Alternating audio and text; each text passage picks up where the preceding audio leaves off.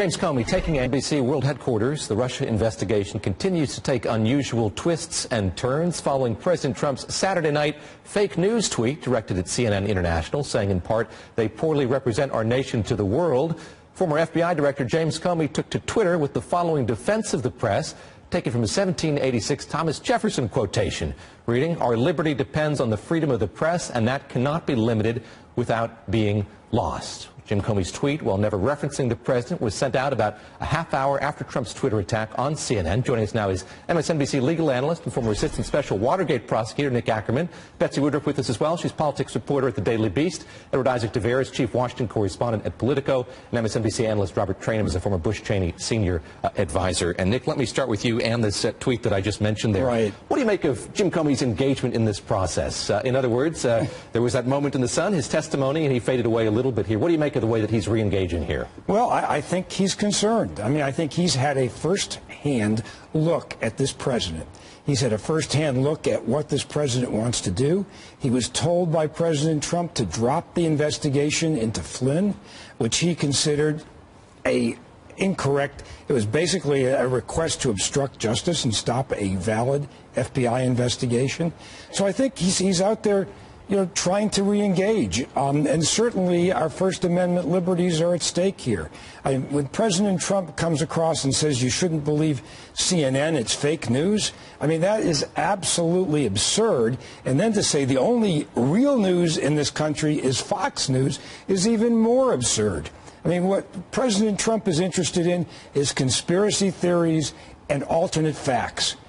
And that's where he stands, unfortunately. Betsy Woodruff, let me ask you about this component part to what we've seen here play out over these last few months. The U.S. government does something and the Russian government retaliates. We saw that here in this case with the U.S. government requiring RT to register as a foreign agent, and we see Russia doing the same thing. How's all of this been playing out? It's not necessarily a huge shock that the Kremlin is cracking down on American reporters that are operating in Moscow. They made pretty clear before the United States government directed Russia today to register as an actual foreign agent that there would be some sort of retaliation on American Western media folks working there. Now, obviously, the work that American journalists are doing overseas in Russia and Eastern Europe is certainly not even remotely analogous to the work that Russia today has been doing in the United States. That said, of course, the fact that the Kremlin is responding the way that they are is not a huge shock. This is what Putin does. And we know that it's not just Western journalists that have taken a significant major hit under Putin's government. Additionally, many Russian journalists who work in that country have been mysteriously killed, have seen their rights dramatically constricted, have put their lives in danger to get people the truth about what's going on there. So it's important to remember that even though Putin seems to be retaliating against American media, that the real people who've been hurt the most and impacted the most by his government are the actual Russian journalists who are there day in, day out. Robert Traynham, let me have you respond to that and also to what Nick Ackerman was saying just a few moments ago about these attacks on freedom of the press and free speech. What are the ramifications of that as you see it?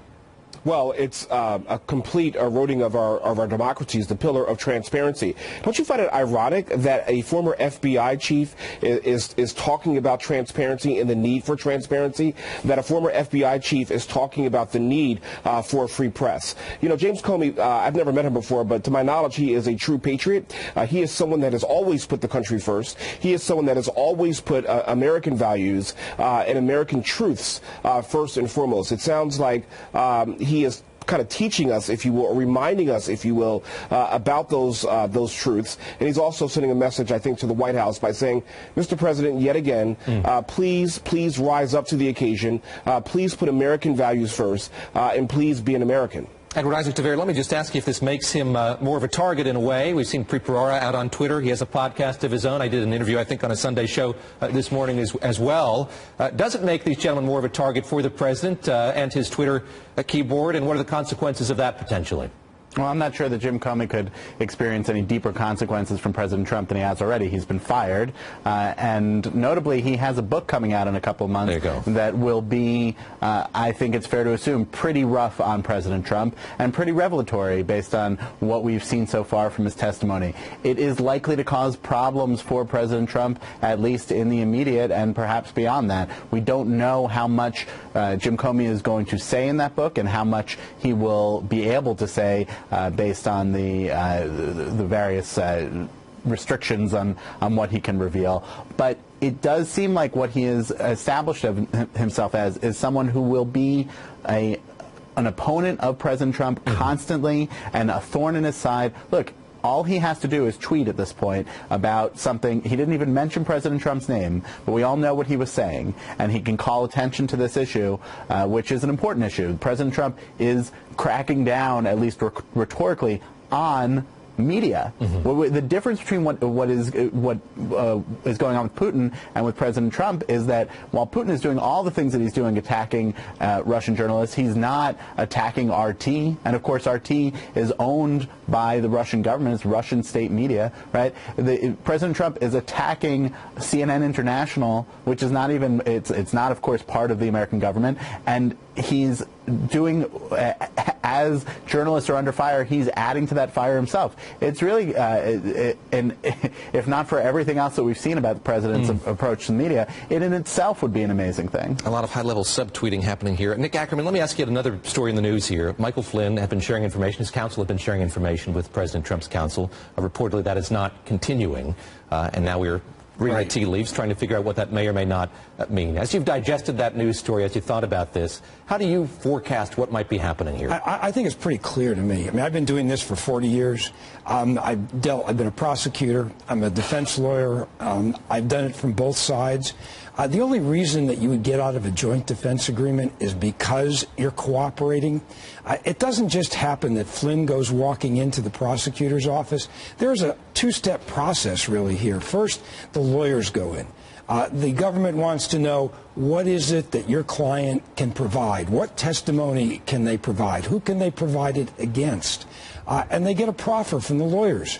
And at that point, the government brings in the client and actually interrogates him, usually under what is known as a queen for a day, which means that what he says can't be used against him, but the leads can be used to further the investigation. So once they get to that point, it's very, very serious.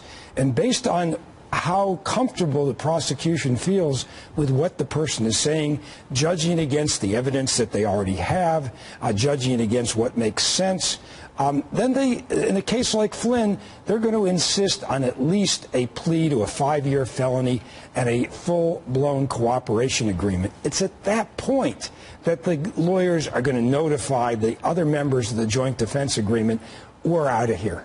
No longer are we part of that agreement. You don't wait. I mean, the New York Times has reported that maybe there's just negotiations going on now.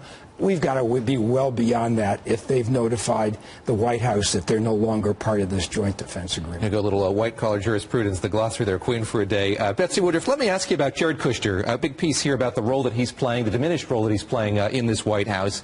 Of course, he's been involved in these allegations of Russian interference as well. The New York Times reporting that there is a you-do-whatever-you-want philosophy surrounding Mr. Kushner early on in this term when Reince Priebus was the White House chief of staff. What do you make of the favor that he enjoys or doesn't enjoy in this White House today?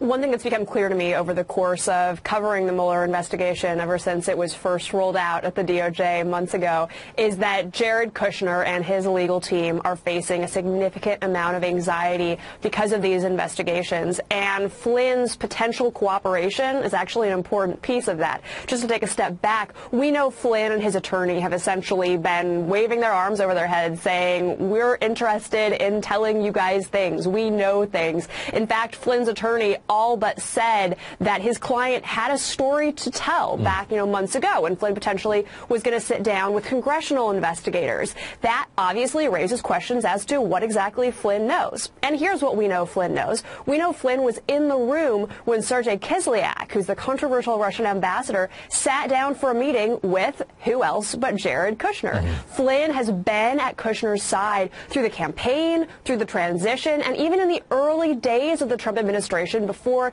he was ousted as national security advisor. He knows a lot about how the foreign policy of the administration back when it was new was coming together, and it's likely that he has information that could cause Kushner some anxiety. So the fact that Kushner's role is being marginalized in the White House doesn't necessarily mean it's caused by the investigation, but we certainly can't discount the Russia story as a potential driver of his marginalization. We're going to come back with you in just a bit there. Betsy, thank you very much. Thanks to Ollie and Nick Ackerman. Thanks to you especially as well. Stay with us. Senator Al Franken breaks his silence on the accusations against him. Will he survive this? Our panel weighs in. As the end of the year fast approaches, Congress still has a lot on its to-do list, and unemployment is in this country at this point. When you look at the value of many companies, are you at all worried here that the economy is going to get a little too hot? No, sir. I've been out of my district. I've got 8 counties going out east of Charlotte, and these are rural counties. These are poor counties, and the businesses out there, they're ready to expand. They are grateful to have this type of tax cut because they'll have more capital to expand. I've been in Anson County, in Scotland County, in Richmond County. These are very poor counties, but they've got some businesses there that will be able to expand and hire more people because of what we're doing.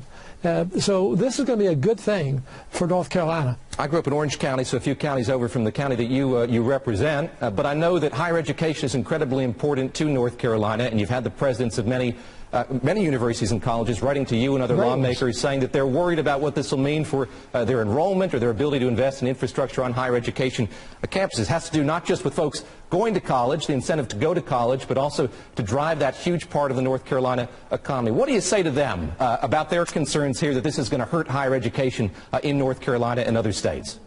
To the contrary, it's going to grow our economy. It's going to create more revenue back to our state, and it's going to create jobs. So that's what this is all about. Frankly, North Carolina has the most cost-effective education, higher education in the country, as well as our community college system. I was in India not too long ago, and a number of CEOs said that they purposely put their plants in North Carolina because of the training that they received in our community college system.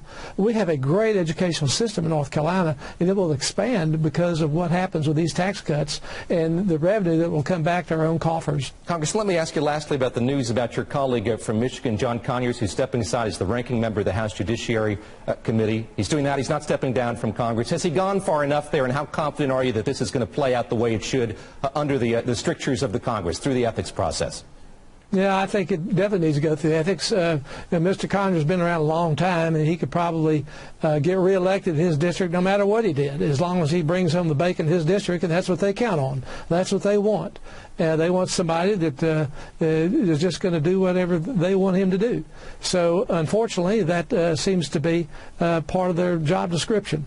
So I think Mr. Conyers has done the right thing in stepping down. I think the Ethics Committee will determine what further needs to be done. As you've been in the district over this holiday weekend, you've been hearing from constituents about this issue in particular? Sure. I think people are concerned about it. They know that the body in Washington, D.C. represents America. And just, pray for your Congress. Pray that we'll uphold and do the right thing all the time. These are ordinary people. And we need to be held to a very high standard. And I respect the commitments and concerns of all my constituents.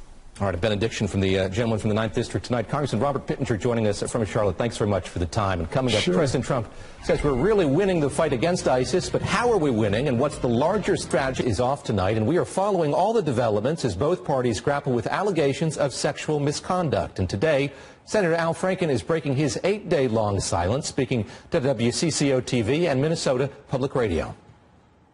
But hasn't your credibility been undermined? I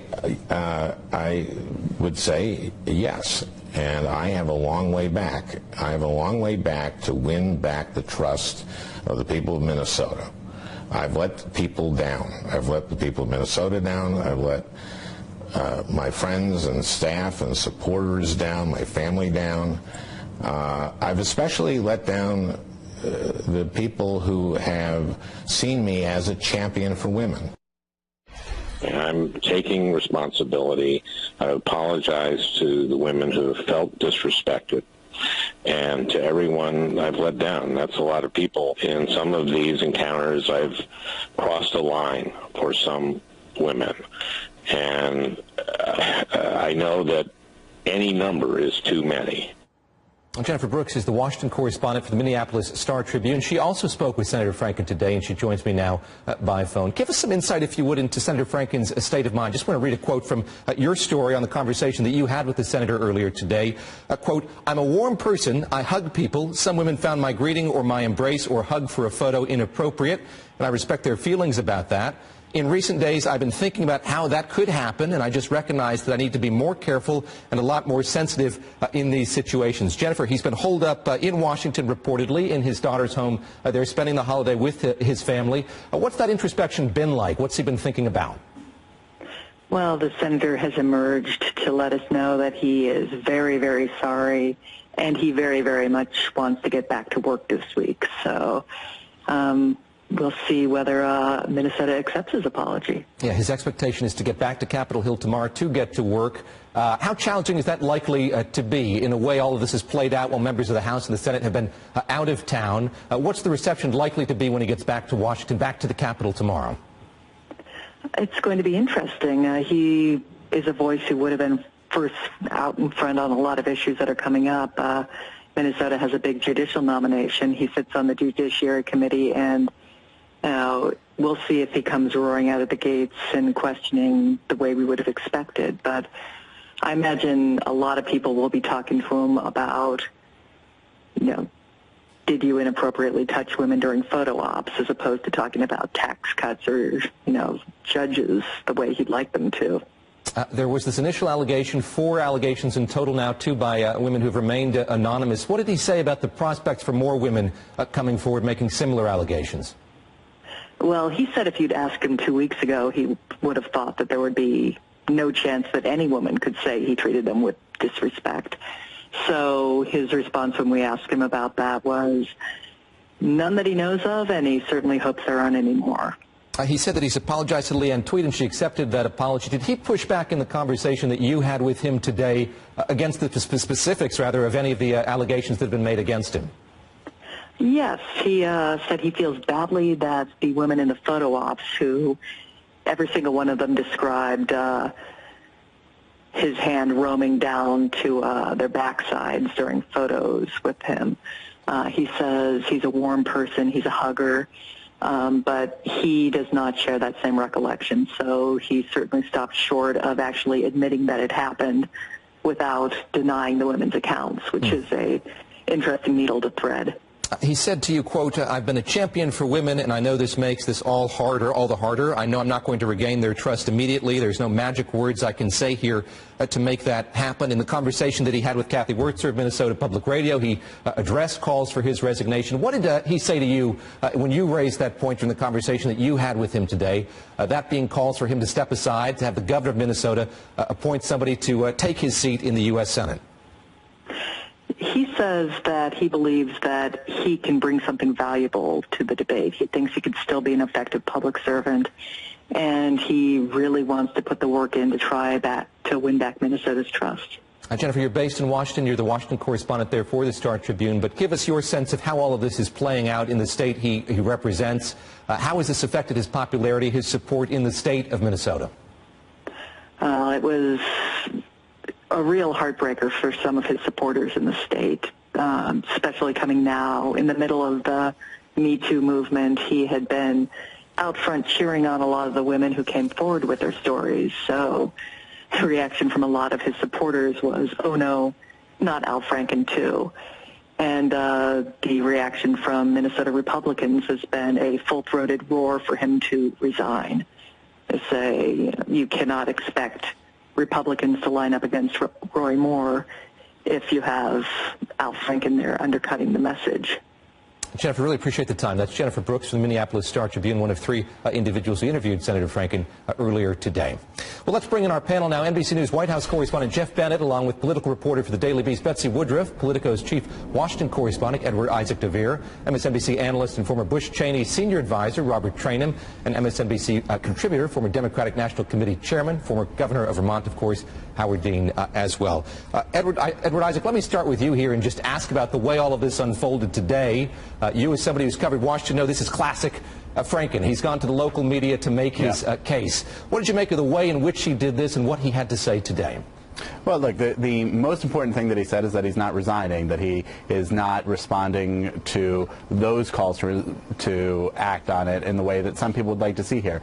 But he also has admitted to an extent guilt on this in a way that is notably different from some of the other people here. We see from reporting that the New York Times had over the weekend that Donald Trump is apparently questioning in conversations whether the Access Hollywood tape was even real. Franken in his interview said, yes, the photo is true, it's there, it's a problem. But on the other hand, he's talking about that there may be more incidents that he doesn't know about, and if there are, then he's sorry that they exist. It's an admission of guilt, but a carefully threaded way of doing it. Governor Dean, we've heard from the reporter there, Jennifer, from Minnesota, that the specter of resignation has been raised here. Given what you know thus far, given how this has played out, is there a case to be made here for Senator Franken stepping aside? Yeah, there is, but certainly not by the Republicans. I mean, to compare Roy Moore, who was alleged to have molested children on a repeated and was banned from a shopping mall because of this by the local police, with what Al Franken did was to move his hand very inappropriately at photo ops, I think is stupid. Now, I'm not defending what Al did. The point I want to make again and again is we get bogged down, which is what the Republicans want, to divert attention from what Trump did and what Roy Moore did. We get bogged down in who should resign, who shouldn't, what should be done.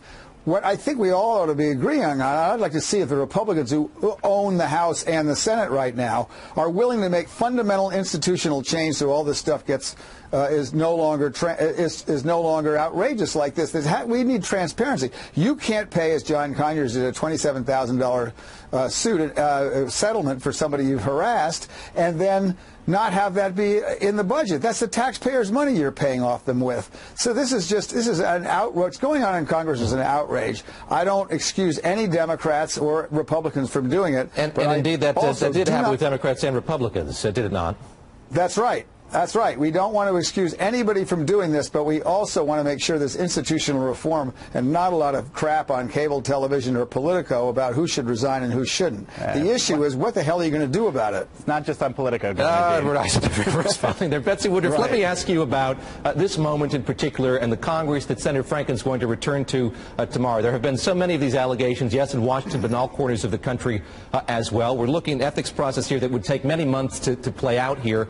How difficult is that going to be here, the desire for urgency to deal with these matters and the way that things weave their way through the policymaking on Capitol Hill? You know, it's a little curious that so much has been punted to the ethics committees here. The way that Democrats are talking about Democrats and Republicans are talking about shifting these inquiries to the jurisdiction of the ethics committee is kind of analogous to the way that a lot of folks talk about shifting the Russia questions to Bob Mueller's purview. But there is a huge difference between the kind of serious, credible prosecutorial investigation that Bob Mueller is doing and the way that ethics committees handle these types of questions. Right. We don't know that the ethics committee has a great track record dealing with these matters. The Senate ethics committee has had significant staff overturn in the last few years. It's not a committee that's seen as particularly formidable or particularly hard-hitting or as a particularly effective watchdog on Capitol Hill. So the fact that everyone's kind of punting and saying the ethics committee will solve all of our problems really really sounds like an effort of leaders in Washington to abdicate responsibility. And instead of saying the facts here, particularly in Franken's case, are pretty simple. In the swirl of all these stories, let's focus on Alabama. Jeffrey Bennett, let me ask you about the president's engagement with this special election. They're looking at a piece in the New York Times about the president's reported reaction to his daughter and advisor Ivanka Trump saying that she was not keen on the president endorsing Roy Moore. Quoting from that piece, he vented his annoyance when his daughter Ivanka castigated Mr. Moore by saying there was a special place in hell for people who prey on children, according to 3 staff members who heard his comments. Do you believe this? Mr. Trump asked several aides in the Oval Office. Jeff Bennett, let me just ask you about the change in tack here from the president when it comes to this race and expectations among White House staff going forward of how much more he's going to get engaged in this race.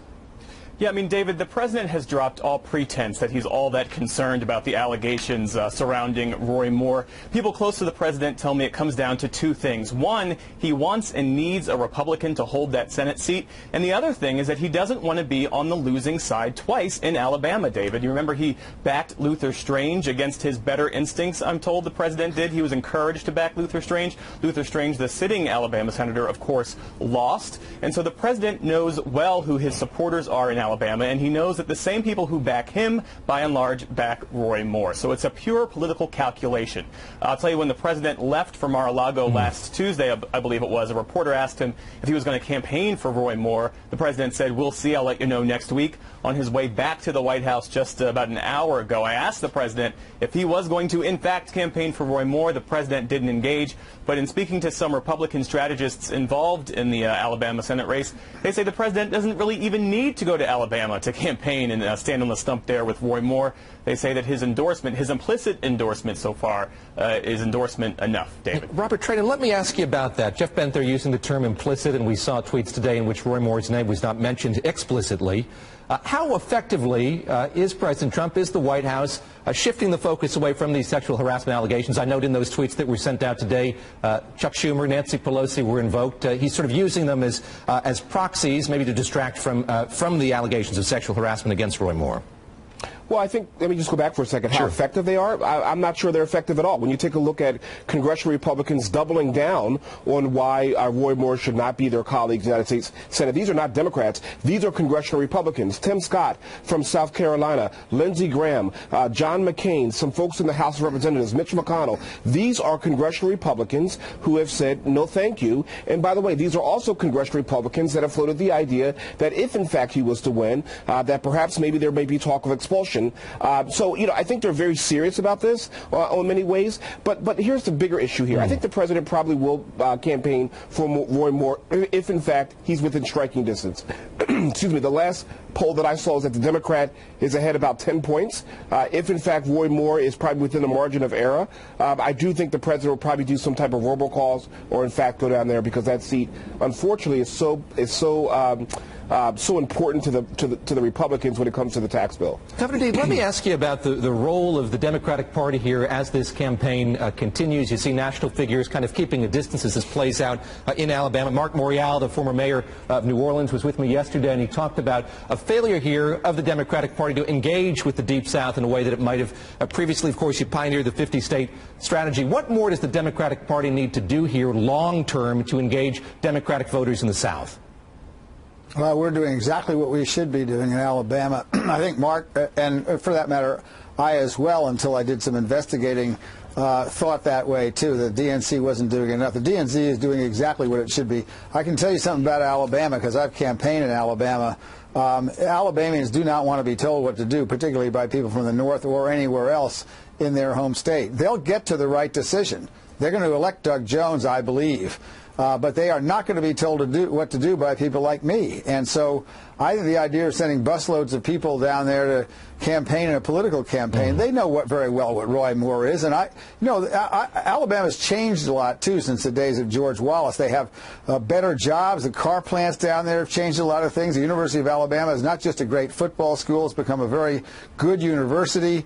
It's a different state than it was. I think we ought not to raise the specter of what way things used to be by doing that. There was a lot of money being raised from all over the country and a lot of small donation for Doug Jones. There's a tremendous get out the vote effort by the campaign. I'm very happy with what National Democrats are doing, which is to stay out of the place until they're invited down. And so far we haven't been, and I think that's wise. All right. Can I interject for 1 second? Very quickly, if you would there, Robert. Yeah, just very quickly. Alabamians know Roy Moore very well. He's ran for public office, to my knowledge, 4 times. He ran for governor in the primary and lost. He's been impeached twice or removed twice. So, you know, for all due respect, I think a lot of Alabamians, to the governor's point, know exactly who Roy Moore is. They're going to make the right decision come December. All right, we're going to come back here in just a bit. My thanks to Jeff Bennett for joining us there from the White House this evening. The rest of the panel will be back in just a little bit. Coming up, I'm going to talk to a Democratic member of Congress about John Conyers' abrupt exit as the ranking member of the House Judiciary Committee and what Democrats have to say about President Trump's agenda as 2017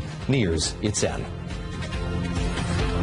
Congressman John Conyers is not backing down in proclaiming his innocence amid sexual misconduct allegations. But when lawmakers return to Capitol Hill this week, Conyers will not be the ranking Democrat on the House Judiciary Committee. He's announced he's stepping down from the leadership post due to an ongoing House ethics investigation over the issue. Joining me now is Congressman John Garamendi. He's a Democrat from California. Great to speak with you tonight. Let me start by playing something that your leader, Nancy Pelosi, said earlier today on Meet the Press. She was asked about what she thought Congressman John Conyers should do. Let's take a listen to what she had to say. We are strengthened by due process. Just because someone is accused, and was it one accusation? Is it 2? I think there has to be. John Conyers is an icon in our country. As John reviews his case, which he knows, which I don't, I believe he will do. I believe that he will. Excuse me, may I finish my sentence? Sure. That he will do the right thing. Congressman Garamendi, I'll ask you about her response there in just a minute, but she said she believes he'll do the right thing. To you, what is the right thing? What does Congressman John Conyers, your colleague from Michigan, need to do? Well, what he did do is to step down from his position and to request an immediate ethics investigation. That has to be open, transparent, and speedy. And then we'll see where it all goes from there.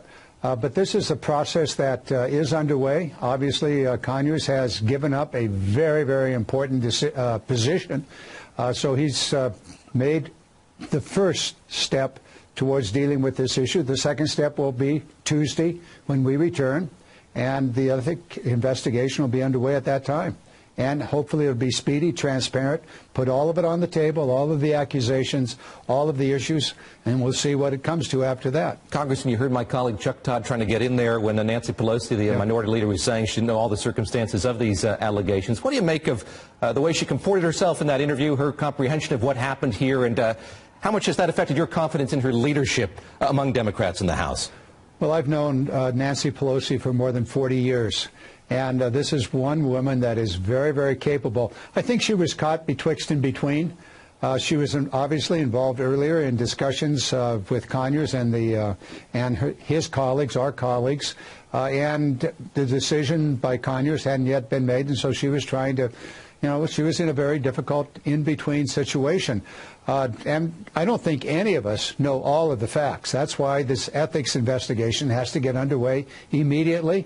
Those women that have brought forth their issues, we must assume that those are credible allegations. And let's get to it. Let's find out what it's all about, and then we'll see where we go from there. Keep in mind that there are 3 ways for a sitting member to leave Congress. One is to resign. The other is an ethics investigation that leads to an expulsion, and that's a vote of the entire House. And the third is the next election. The House is scheduled to vote this week on new rules, new requirements that members, their staff, interns as well, would have to have new training, become more familiar with the policies surrounding sexual harassment. Is that enough in your estimation? What more do policymakers, what more do lawmakers need to do here to combat what we've seen play out here over the last few weeks? Well, certainly this is a very, very important step, and it's in that we must do that. We must all be aware, and we must all be sensitive. In addition to that, there's 435 members of Congress, 100 senators, and 1 president elected to run the nation, to be responsible for the good and for the future of this nation. And we have an obligation, all of us, from the president right on down to all members of Congress and the Senate, to have the highest ethical standards.